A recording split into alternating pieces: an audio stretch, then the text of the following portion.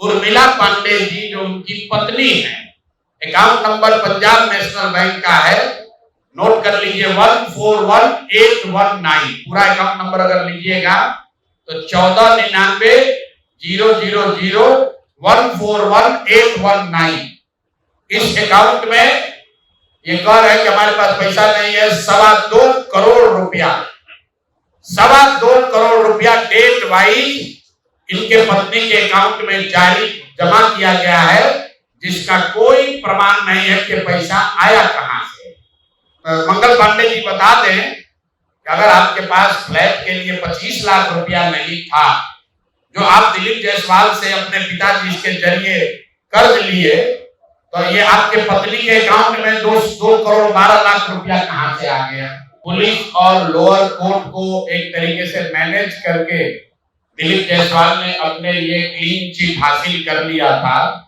उस केस को फिर से खोलने के लिए जल्द सुराग पीड़ित महिला और दोनों जो उनकी मां और बहन है उनके साथ हम लोग हाईकोर्ट में मूव किए हैं।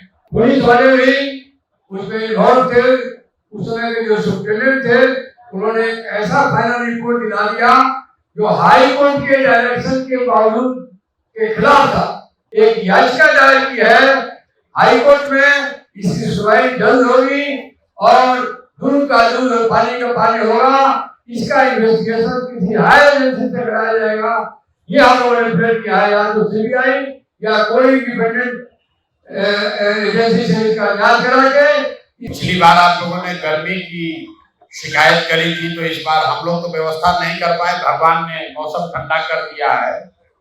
मैं अपनी नई बात कुछ बताऊं उससे पहले मैं चाहूंगा कि हमारे साथ यहाँ के वरीय अधिवक्ता और पार्टी के हम लोग के सीनियर साथी माननीय गिरी जी हैं, और मैं चाहूंगा कि आपको दिलीप जायसवाल पर हत्या का जो आरोप है राजेश शाह के केस में, जिसमें कि आप सभी साथियों के सामने जिनकी हत्या हुई है उनकी मां और बहन, उन्होंने अपनी बात रखी थी, उस केस को हम लोगों ने छोड़ा नहीं है।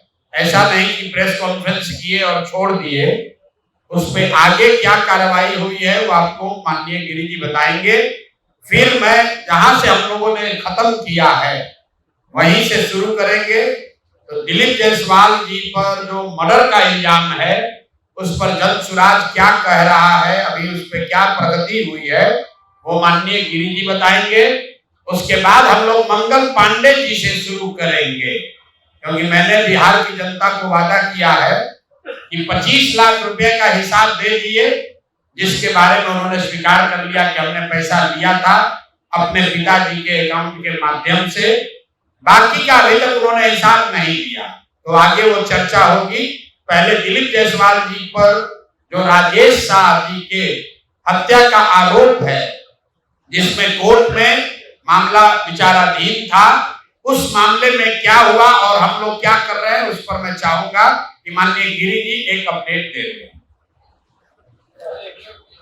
राजेश शाह का जो मर्डर हुआ था और जिसमें उनकी बहन ने कंप्लेंट किया था और उसने कहा था कि उसमें दिलीप जायसवाल जी का हाथ है और वो केस चला रही कुछ, उसमें हाईकोर्ट ने आदेश दिया था कि इसका ठीक तरह से इन्वेस्टिगेशन किया जाए, किंतु उसका इन्वेस्टिगेशन बिल्कुल मुजरिम के पक्ष में किया गया और उनको बार दिलीप जायसवाल को बचा दिया गया।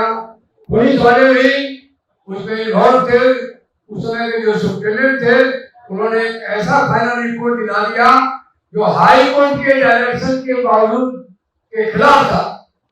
सारा पेपर हम लोगों ने एग्जामिन किया है और अब लगता है कि ये जो कल्प्रिट है वो बच नहीं पाएंगे। हम लोगों ने एक दूसरा मुकदमा जारी किया है उस पीड़िता और परिवार की तरफ से, जल्द सुराज के सहयोग से वो केस किया गया है और उसमें हम लोगों ने दिखाया है कि किस तरह इन्वेस्टिगेशन को भ्रमित कर उसको रियल जो जायसवाल जी उसमें इन्वॉल्व है या और लोग इन्वॉल्व है उनको बचाने के लिए उस समय का एसपी और एसपी को कैसे रिमांड मिला उनकी पत्नी को एडमिशन करा के वहां से पीजी की डिग्री दी गई।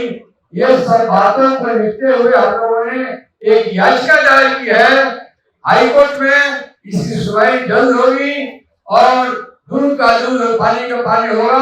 इसका इन्वेस्टिगेशन किसी हाई एजेंसी से कराया जाएगा। ये हम लोगों ने प्रेयर किया है, या तो सीबीआई या कोई डिपेंडेंट एजेंसी से इसका जांच करा के इसकी सत्यता को लाया। हम लोग इतना ही चाहते हैं कि जो कल्पित रियल कल्पित है, मर्डर हुआ है, तो किसी ने मारा है, किसी की साजिश है, इसको न छुपाया जाए और पुलिस को छिपाई है उसको उजागर किया जाए। और आगे हम जब केस का प्रिलिमिनरी हियरिंग होगी तो फिर हम आगे का पूरा बताएंगे आपको। धन्यवाद। जैसा कि इन्होंने बताया कि इस केस को पुलिस और लोअर कोर्ट को एक तरीके से मैनेज करके दिलीप जायसवाल ने अपने लिए क्लीन चिट हासिल कर लिया था। उस केस को फिर से खोलने के लिए जल्द सुराग पीड़ित महिला और दोनों जो उनकी मां और बहन है उनके साथ हम लोग हाईकोर्ट में मूव किए हैं। अब आ जाइए मंगल पांडे पर।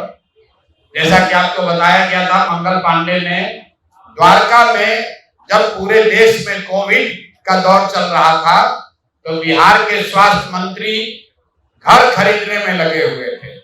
एक उसका किस्त मैंने आपको बताया था कि 25 लाख रुपया किस अकाउंट से आया। वो मंगल पांडे जी के ने पैसा दिलीप जायसवाल से लिया और सीधे न लेकर पहले अपने पिताजी के अकाउंट में पैसा लिया, फिर पिताजी के अकाउंट से अपने पत्नी उर्मिला पांडे जी के नाम पर पैसा लिया और उस अकाउंट से ही उस फ्लैट के मालिक को भुगतान किया गया। तो दिलीप जायसवाल जी ने एक बात ये कहा, अपने डिफेंस में दो बात उन्होंने कही। एक कि हम कितने ईमानदार मंत्री हैं कि हमको 25 लाख रुपया की जरूरत पड़ी तो हमको पिताजी से कर्ज लेना पड़ा, ऐसा उनका दावा है। ऐसा उन्होंने कहा कि हमको 25 लाख कर्ज लेना पड़ा, हम इतने ईमानदार हैं। तो हम आपको अकाउंट नंबर जारी कर रहे हैं। उर्मिला पांडे जी जो उनकी पत्नी है, account number Punjab national bank का है, नोट कर लीजिए 141819। पूरा अकाउंट नंबर अगर लीजिएगा तो 1499041819। इस अकाउंट में ये कह रहे हैं कि हमारे पास पैसा नहीं है। 2.25 करोड़ रुपया, 2.25 करोड़ रुपया डेट वाइज इनके पत्नी के अकाउंट में जारी जमा किया गया है, जिसका कोई प्रमाण नहीं है कि पैसा आया कहां से। 2 करोड़ रुपया से ज्यादा, 2 करोड़ 12 लाख से ज्यादा रुपया साल 2019 और 20 में जमा हुआ है। अकाउंट नंबर है पंजाब नेशनल बैंक का, नोट कर लीजिए 141 819 141819। अब दिलीप जायसवाल मंगल पांडे जी बता दें कि अगर आपके पास फ्लैट के लिए 25 लाख रुपया नहीं था जो आप दिलीप जायसवाल से अपने पिताजी के जरिए कर्ज लिए, तो ये आपके पत्नी के अकाउंट में 2 करोड़ 12 लाख रुपया कहां से आ गया? और अगर आया तो इसको घोषित क्यों नहीं किया? और अगर इसको वो बताएंगे तो इसके बाद हम उनको ये भी बताएंगे कि 2 करोड़ 12 लाख रुपया किसके किसके अकाउंट से आया है। तो अभी एक बार उनको इतना पर छोड़ रहे हैं कि वही अभी से भी मान ले, जैसे अपना 25 लाख का गलती माने, इसका भी मान ले कि ये 2 करोड़ 12 लाख रुपया कहां से आया है। नहीं मानेंगे तो ये भी उनको बताया जाएगा कि ये 2 करोड़ 12 लाख रुपया इस अकाउंट में कहां से आया है। तो मंगल पांडे जी पर ये पूरा हो गया।